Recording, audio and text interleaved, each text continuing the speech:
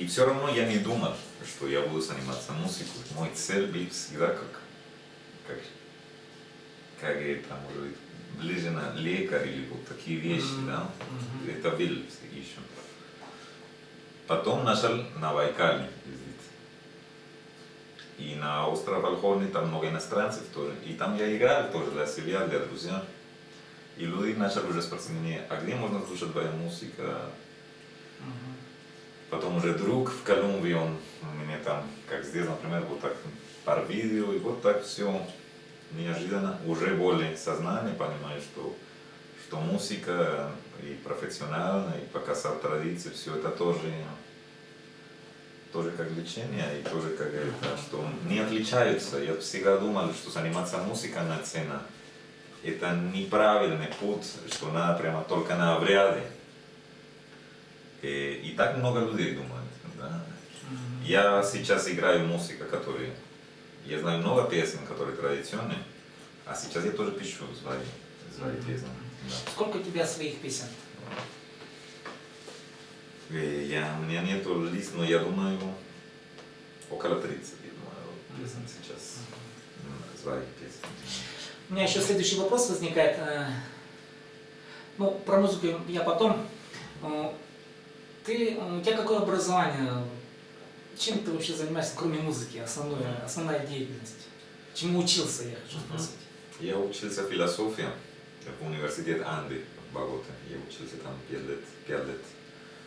Тоже сначала хотел психологию учиться. Но наконец я изменил там образование и начал философию. Я по образованию философ. Да, философ. А почему философ? Мне кажется, почему-то вот это философское образование, ну, не знаю почему, оно не сильно востребовано. Философ — это деятельность, которая на этом не заработаешь хлеб, или я ошибаюсь? Мне так кажется почему-то. Да, вот это... Ну, когда я закончил школу, я учился в маленьком городе, я учился в Боготе, это столица, где университет. Я учился в маленьком городе, а там направление моего школы было гуманитарное. И мне никогда не интересовались сильно математики, химики, вот такие предметы. Мне более интересовалась литература, философия и вот, психология, может быть, тоже. Потом, когда был момент решить тоже, конечно, у меня семья на сторону отца адвокаты. Да. Мой папа судья, мой дедушка, он тоже адвокат. И тоже как была, может быть, идея, может быть, я тоже продолжаю вот эту линию. И папа, у него большая библиотека, всегда много книг вокруг, я много читал. И потом я там начал смотреть разные курсы в университете Анды, тоже как современная, дала возможность выбрать, например, попробовать, экспериментировать, вот я смотрел и психология, и философия, и литература, и который, может быть, мне больше понравился, вот, наконец, была философия. И сейчас, после вот уже несколько лет, я чувствую, что я выбрал, что мне нужна, потому что мне кажется, что философия дает возможность учить разные, как можно сказать, языков, разные манеры, разные, как можно сказать. У меня друзья философы, которые, например, сейчас, у меня один друг философ, он фотограф сейчас, хороший фотограф в Колумбии. Другой, он историей занимается, другой журналист. Да? И я, например, здесь вот как ближе к музыку и практике. Ты путешественник, наверное. Да, путешественник, да. И, поэтому вот, я думаю, что философия как дает это возможность. То есть философия, получается, дает какие-то базовые основы понимания мира, да, а уже реализуешь себя в какой-то области. Ну, я так утрирую, наверное. Да, раньше, например, это философия, это греческое слово, а слово филос это друг или мудрость. Или любовь. Филос. Да, это любовь. Да. И София это уже знание или мудрость, да? Любовь к мудрости. Ну, у нас так переводится. Любовь к мудрости. Я не Да, знаю, как само это собой. да. Ну вот, хорошо, ладно. Ты поешь горловым пением, кажется, да? Горловым пением поешь? Ну да, я еще в процессе, как учусь, занимаюсь, да. Обучение. Вообще, как пришел к этой идее? Вот, горловое пение, зачем? Да, я как мне понравился, я слышал несколько записей, но я сам не планировал учиться. Сначала, может быть, сам пытался чуть-чуть звуки Да. и голос и неправильно, может быть, сделал, и потом болел, потом как голос чуть-чуть потерял, когда приехал в Тувы, у меня были проблемы с горлом. А потом, после этого в Ступуре, там один человек, который играет на группе, на ансамбль Тува, Эдик, он после моего выступления, он пришел ко мне и говорит, вот, ну, хорошо поешь, и ты не хочешь как горловой пенис? И я говорю, ну, может быть, почему нет? Но у меня был в этом, он говорит, давайте, тебе надо их, вот инструмент. Их. Ну, Игиль, да, игиль, по-турецки, игиль. игиль. Тебе надо вот этот инструмент. Позвони мне, если будешь в городе, все. И все. Потом уже встретились в городе. И мне не было где переночевать, я помню, он мне помогал, я переночевал там, на филармонии. Там у них есть кабинет, группа ансамбль Тува, свой кабинет.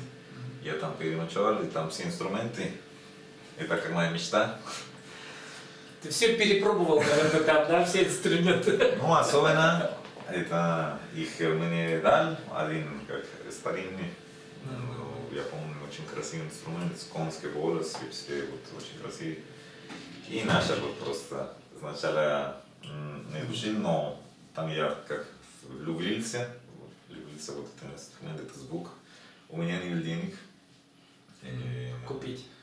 Купить, и я путешествовал почти всегда, все, что надо, я автостопом, и вот первый раз куда я приехал.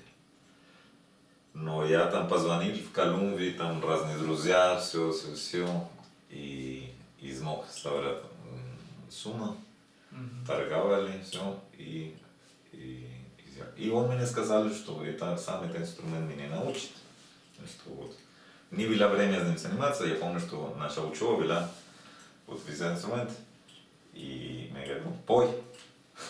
Это все. Пой, да? Да.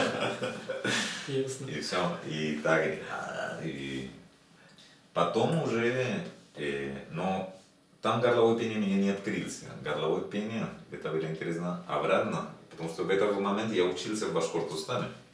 Я вернулся в Уфе, и там тоже есть горловое пение. Там мало исполнителей остались, очень мало, но есть, там горловое пение называется узлял. Я начал там искать, может быть, какой-нибудь преподаватель, и наконец нашел человека, который живет в деревне, он молодой, но он преподает, и он уже видел разные места. Ильхам, его зовут Ильхам Байгульдин. И я был один раз там у него, и там уже Харигара, уже чуть-чуть это умеет средний стиль. И после этого, как сам, ну, я, например, сидит высокий, я не делаю, и знаю, как делается, но не сильно там это делаю. Мне как зрение и Харигара чуть-чуть там занимаюсь. Как сейчас у меня нету как цель, это как строуп-сингер, как отловик и все. Но как висят некоторые элементы, может быть, и на свои композиции и добавлять там. Да, вот. Хорошо. Ну, ты же в Хакасии уже живешь около 9 месяцев, я так понимаю. Вот, удается ли или получается ли так спеть какую-то хакасскую песню, удалось ли выучить что-то, узнать, допустим, какой-то репертуар, вот, что есть, например, у тебя? Вот, хакасская музыка, да? Да, по хакасской музыке. Ну, одна песня, которой я учился с детства, у нас Сергей Чарков на их, когда я выступал, это песня хакасская «Ах, пора». «Ах, пора». Эта песня, я потом сделал версию на гитару и на колумбийский инструмент сделал версию. Ну, как играю по гитаре, как версия, но только... Ну, в принципе, можно, наверное, сейчас уже это... Давай расчехлим гитару, идем у тебя расчехленный. Попробуем эту песню. Именно вот это, да? Да, с этого начнем, если помнишь. Хорошо, да.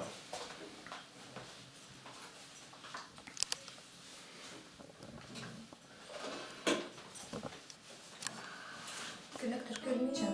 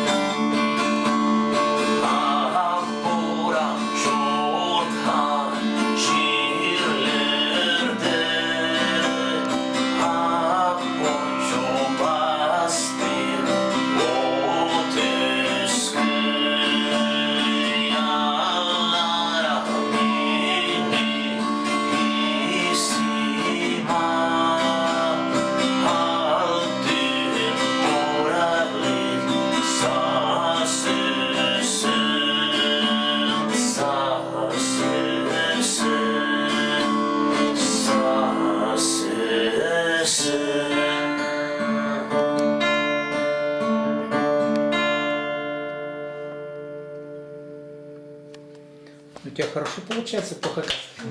Да, вообще Да. хорошо. Как хакас поешь? Нет, действительно. А что еще есть? Кроме хакасского, вообще какой репертуар есть? У меня разные песни. Давай вот что-нибудь с горловым пением, ну, разные стили, может быть, разные жанры. Вот что по желанию, что интересно самому. Или еще рогатская песня, может быть. А есть, Или есть нет? еще? Давай, если есть. Давай попробуем, если не хорошо получится. Это уже отдельное видео? Или это Нет, все это продолжение, будет? все это будет продолжение. Ага. Да. Может быть, потом попробуем лучше отдельное видео. Потому что Ну, хорошо, ладно. Что умеешь хорошо, да. Здесь Что можно монтажом потом почистить то, что можно, но я бы не хотел бы чистить. Ну вот сейчас, ну, может быть, на испанском песню. Давай. Сейчас и традиционная песня. Я рассказал, что во время так как обряды поем про природу, про разные животные, да. Сейчас я хочу петь песня про анаконда. Есть ритуальная песня про анаконда. Песня говорит: viene la anaconda, canta la anaconda, habla la anaconda, y es la voz de mi abuelo Yahé. Anaconda придет, анаконда поет, анаконда танцует, анаконда говорит, а это голос моего дедушка Джахе. Джахе это лиана и напиток святого вина. Это играется обычно под тоже наш как, очень сакральный инструмент, это маракас, специфический маракас. Но я сделал версию под гитару.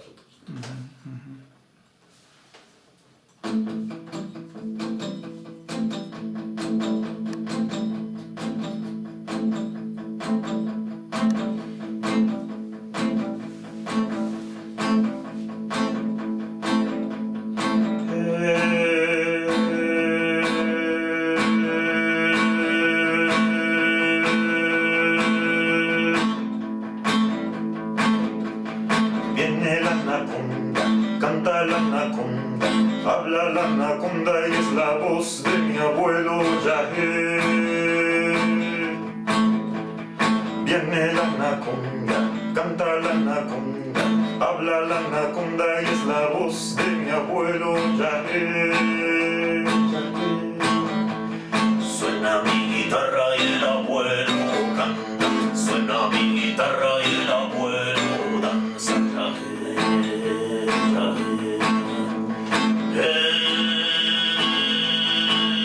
Esta es la medicina, poderosa medicina para ver, para ver.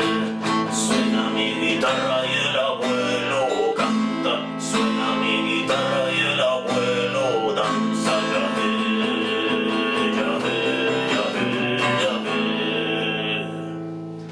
Вообще хорошая песня. С горлом пения вообще классно идет.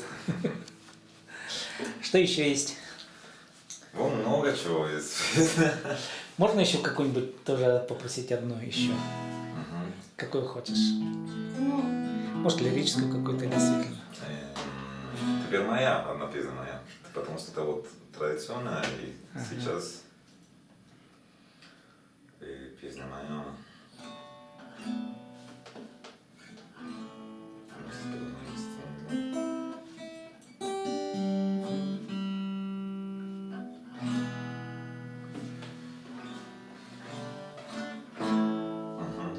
Это песня про Сибирь, называется «Сибирь, mi amor». Песня «Сибирь, моя любовь» называется. Потом я приеду.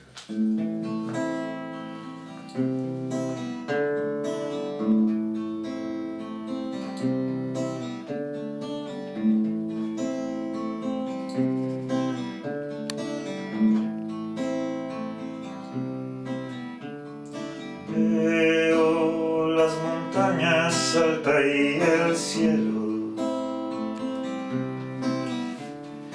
Veo las montañas allá y el cielo. Veo la taiga de mis ancestros. Veo tus ojos, la yurta, el fuego. Veo las montañas altas y el cielo. Veo las montañas allá y el cielo. Veo la estepa infinita y creo. Veo las huellas de un tigre blanco en invierno. Siberia, Siberia, mi amor. Siberia, Siberia, mi amor.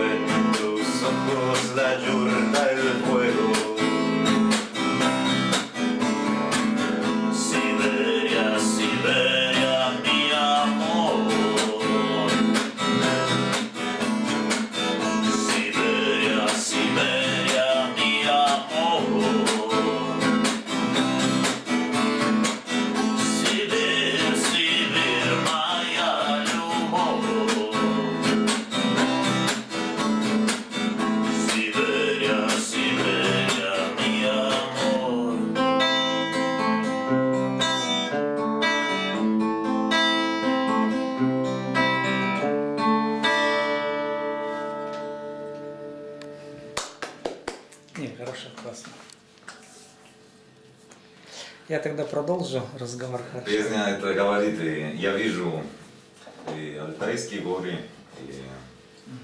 и небо, вижу Саянские горы и небо, вижу тайга, звали мои предки, вижу бесконечную степь, вижу твои глаза, юрта, огонь, Сибирь, Сибирь, моя любовь, Сибирь, Сибирь, моя любовь. Это в тексте. Это в тексте, да.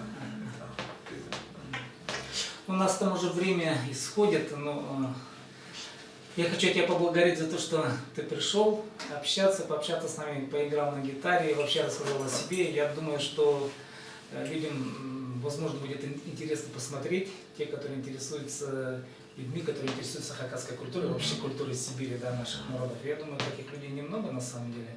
И вот ты один из этих людей. Но я еще знаю, что ты книгу написал, кажется, о Сибири.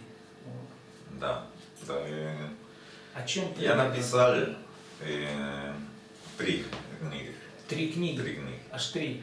Первый это сказки литературные, да.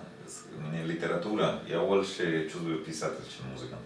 Мне больше это Больше мне нравится. дается. Ага. Да. И это сказки, короткие сказки, называется cuentos de mini cuentos. Ты перевел или как это сделал? Это на испанском, это все на испанском. Это твое лично, Это, сказки. Да, сказки на испанском. Мгм. Я сам придумал вот эту сказку. Хорошо. И потом, это второй, который говорит, это называется «Сибирь на твои глаза». На испанском «Сибирь en tus ojos». Мгм. Тоже текст, но небольшая книга про, ну, как несколько, как я говорю, эпизоды на мою жизнь здесь, в Сибири, когда я приехал, и это тоже чуть-чуть как, ну, автобиографически все, да. Да, вот. Но в процессе, вот, когда я написал, я говорю, например, про музыку, про тимир хомус, про разные инструменты, про традиции, вот, древние ваши традиции. Там расскажу, что это еще есть, что это живая культура. Вот. И уже третья книга это стихи. Я написал, книга называется «Тенгри», книга Никтаймов. Тенгри, Никтайм. Да. Тенгри, на испанском Тенгри, el libro de los misterios. Тенгри имеется в виду вот как небо, да? Тенгри, el libro de los misterios. И там, может быть, 50 стих. 50 стихотворений. Да. И это я хочу переводить. И вот сейчас это план с переводчиками здесь говорим. Каким тиражом ты издал книги? Что? Тираж. Сколько книг? Первая книга, сколько книг? Вторая книга? Разные, да. Первый сначала видел маленький, может быть, сначала просто 500, может быть 500. Но потом сделали другая, издательство понравился, и сделали вторая версия. Второе издание. Второй, да. И это там уже побольше, может быть, 1500, вот что-нибудь. Все равно, как и для нашей страны, и для новый автор, это как хорошо, нормально. А остальные? И другая, которая про Сибирь, может быть, и примерно такой, потому что они уже нормально вот это. Третья книга мы сделали, сначала есть она, мы сделали более как искусственная версия, потому что я показал эту книгу нашей поэзии. И там есть очень известная поэтесса, Поэтесса, если женщина. да. И я учился тоже в университете, несколько курсов литературы. Я показал эту книгу. Она прочитала, она говорит, что там нравилось все, что поэт все. Но эта книга ближе к мистика, мистическая поэзия, как и может быть не интимная, да. Я примерно понимаю. Да, и она как мне дала понимать, что не будет легче вот это. Уже поэзия, публиковать поэзия, это уже сложно. И новый поэт. Она мне предлагала сделать свою версию, как может быть маленькая, как, да, отдельно. Я, показал книгами, мне сделали предложение, мы сделали такой вариант, сделали искусственный, и очень красивая версия, из материал красивый, печати, и ручная работа, прямо как традиционный, как книг тайну, что-нибудь такое, да. И номер, да. И мы, когда я приехал сюда, мы сделали 10 книг. Каждый книг дорого стоит.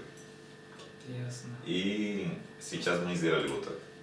Но я знаю, что это будет потом публиковаться на другой, да. А почему тенгри? Что такое тенгри? Это слово я начал понимать именно здесь, в Сибири, да. Просто это, тенгри, это небо, да, это